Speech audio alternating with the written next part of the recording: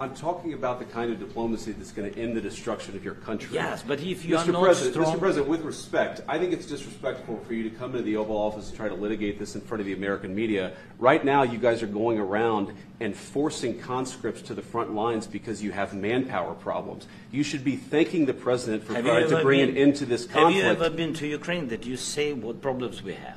I have been to. Come once. I've actually watched and seen the stories, and I know what happens is you bring people, you bring them on a propaganda tour, Mr. President. Do you disagree that you've had problems bringing people into your military? We have problems. And do you think that it's respectful to come to the Oval Office of the United States of America and attack the administration that is trying to prevent the destruction of your country? A lot of questions. Let's start from the beginning. Sure. First of all, during the war, everybody has problems, even you, but you have nice ocean and don't feel now, but you will feel it in the future. God bless. You don't know that. God bless. God bless. You will not have a war. Don't tell us what we're going to feel. We're trying to solve a problem. Don't tell us what we're going to feel. I'm not telling you. Because you're in no position to dictate that. Remember this. I'm not you're in no position to dictate what we're going to feel. We're going to feel very good. You will feel influence. We're going to feel very good and very strong. You will feel influence. You're right now not in a very good position. You've allowed yourself to be in a very bad position, and he happens to be right about it. From the very beginning of the war. You're not in a good position. You don't have the cards right now. With us, you start having cards. Playing cards. But right now, you don't. Yeah, you're playing cards. Mr. President. You're playing cards. Serious. You're gambling with the lives of millions of people. You're gambling with World War III. You're gambling with World War III. And what you're doing is very disrespectful to the country, this country. It's back to you. Far more than a lot of people said they should have. Have you said thank you once? A lot of times. No, in this entire meeting, you said thank you. Even today. You went to Pennsylvania and campaigned for the opposition in October. Offer some words of appreciation for the United States of America and the President who's trying to save your country. Donald ট্রাম্পদের জ্ঞান দিতে গিয়ে ফেঁসে গেছেন Zelensky, ইউক্রেনের president.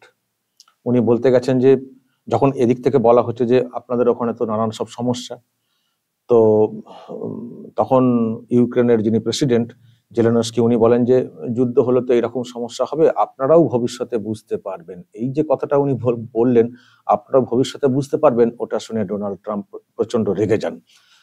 যা বলছিলেন এদিক থেকে যিনি ওখানকার মানে ইউএস এর ভাইস প্রেসিডেন্ট রয়েছেন উনি কথাগুলো বলছিলেন, কিন্তু যখন ইউক্রেনের প্রেসিডেন্ট বললেন যে হ্যাঁ যুদ্ধ হলে তো নানান সব সমস্যা হয়, আপনারা এখন বুঝছেন না কিন্তু ভবিষ্যতে বুঝবেন, এই ভবিষ্যতে এই কথাটা বলতে গিয়েই মানে যখনই উনি বললেন তখনই ডোনাল্ড ট্রাম্প কথাটা ধরে নিলেন। মানে আপনি কি বলছেন, আপনি এটা কি বলছেন ভবিষ্যতে বুঝবো, আমরা একটা সমাধান করতে চাইছি আর আপনি এইসব বলছেন। এবং আরো বললেন যে যে দেশটা আপনাদেরকে এতটা সাহায্য করে এসছে সেই দেশকে এইভাবে অসম্মান করছেন, সেই দেশকে এইভাবে অসম্মান করছেন।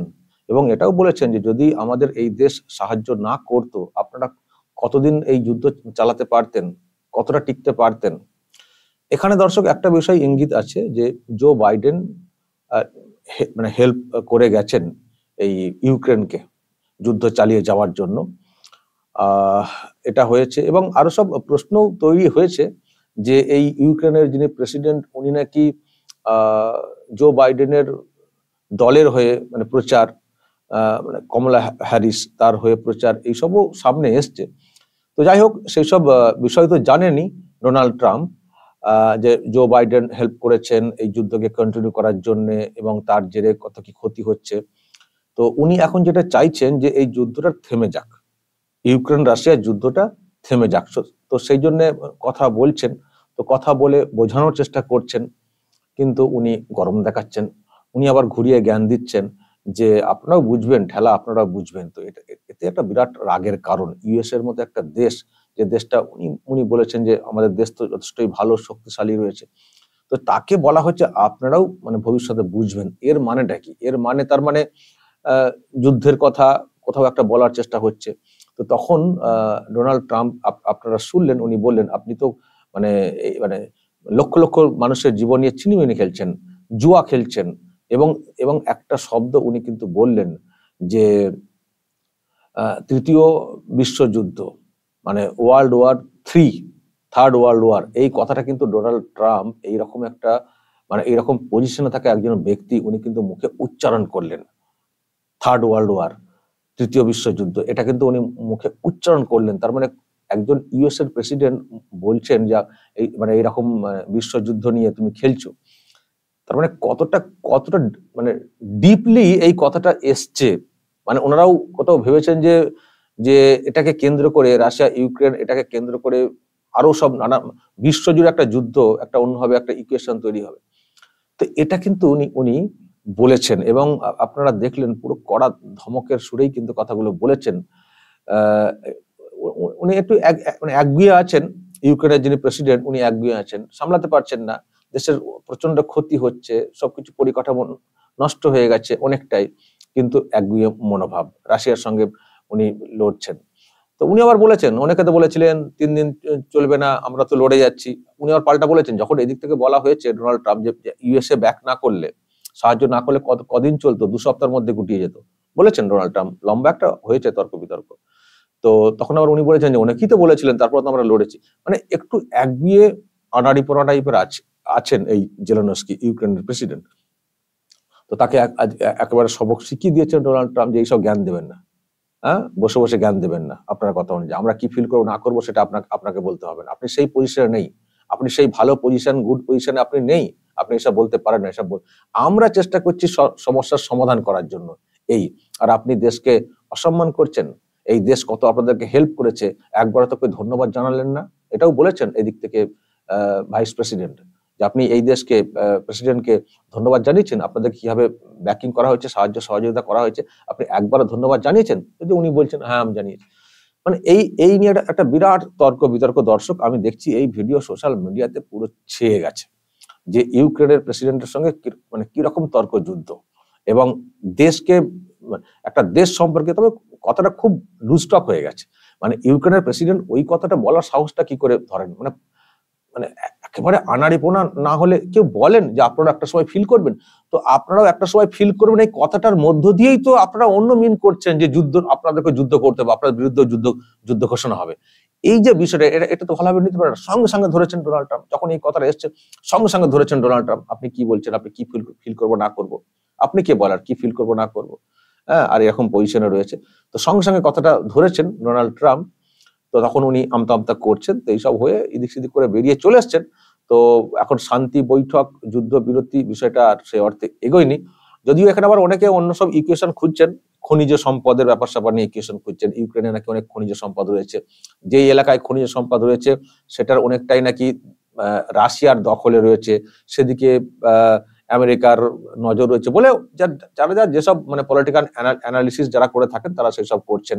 হ্যাঁ, ওখানে ইউক্রেনে টাইটেনিয়াম রয়েছে, লিথিয়াম রয়েছে, সেগুলো ইউএসএ চাইছে, অমুক তমুক, এইসব নানান সব ব্যাখ্যা টাকা চলছে। আমরা অত ডিপলি ধরুন এই মুহূর্তে আমরা সেই ভিতরে ঢুকছি না, কিন্তু যেটা যাই থাক, নজর খনিজ সম্পদ বা ইত্যাদি হোক না নজর, যদি ইউক্রেন, কেউ তো লুকিয়ে নিয়ে চলে আসবে না, মানে যদি ইউক্রেন সেটাকে নিজেরা ব্যবহার করতে পারে তাদের অর্থনীতির ডেভেলপ হবে, আর যদি অন্য কাউকে দেয় তারাও তার বেনিফিটেড হবে, এবং সমঝোতা করে চললে দেশ উন্নত হবে। তো সেটা ঠিক আছে, কিন্তু বলে প্রাণহানির থেকে তো বেটার হবে, প্রাণহানি ঘটবে। আমরা তো সেই সব ভিডিও দেখেছি, আজও তো মনে পড়ে। এবং ইউক্রেন থেকে কত আমাদের ভারতীয় ছেলেরা যারা সব পড়তে গিয়েছিলেন, কাজ করতে গিয়েছিলেন, সব ছেড়ে চলে আসতে হয়েছিল। মানে কিরকম অবস্থা হয়ে গেছিল সিকিউরিটির ব্যাপারটা, তাদের অনেকের লাইফ ইদিক উদিক হয়ে গেছে। তো কি হলো, এতদিন ধরে যুদ্ধ চালিয়ে কি লাভটা হচ্ছে? তো ফলে ডেভেলপের বিষয়টা ভাবা, আর যুদ্ধকে থামালে মানুষের জীবন সুরক্ষিত হয়। আপনি দেশের মানুষকে আনতে পারছেন না সেনাবাহিনীতে, সুতরাং বুঝতে হচ্ছে যে দেশের মানুষও কতটা এই অবস্থায় রয়েছে, এবং দেশের মানুষও যেভাবে দেশটাকে রক্ষা করার চেষ্টা করেছেন তাদেরকে আপনি কখনো কখনো অসম্মান করছেন। এইসব কথাগুলো উঠে এসছে, তো আপনি করছেনটা কি? আপনি তো লক্ষ লক্ষ মানুষের জীবন নিয়ে ছিলিমিলি খেলছেন, জুয়া। উনি কিন্তু কার্ড কথাটা বলেছেন, ভালো করে নিশ্চয়ই দর্শক শুনেছেন, কার্ড। আপনি কিন্তু জুয়া খেলছেন লক্ষ লক্ষ লোকজনদের জীবন এবং তৃতীয় বিশ্বযুদ্ধ, এই কথাটা বলা।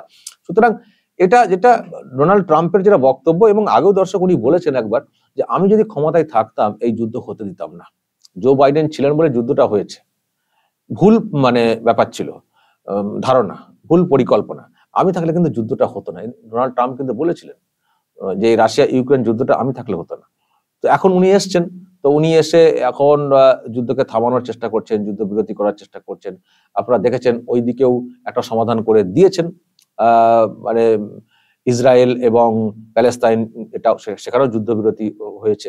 সুতরাং যুদ্ধবিরতি করে একটা সমাধান সূত্র বের করতে চাইছেন, যে ওইসব ছেড়ে বাদ দাও, দিয়ে ব্যবসা বাণিজ্য, অর্থনীতি, খনিজ সম্পদ এইসব নিয়ে ডেভেলপমেন্টের দিকে চিন্তা করো, ডেভেলপমেন্ট দিয়ে চিন্তা ভাবনা করো, উন্নতির দিক দিয়ে।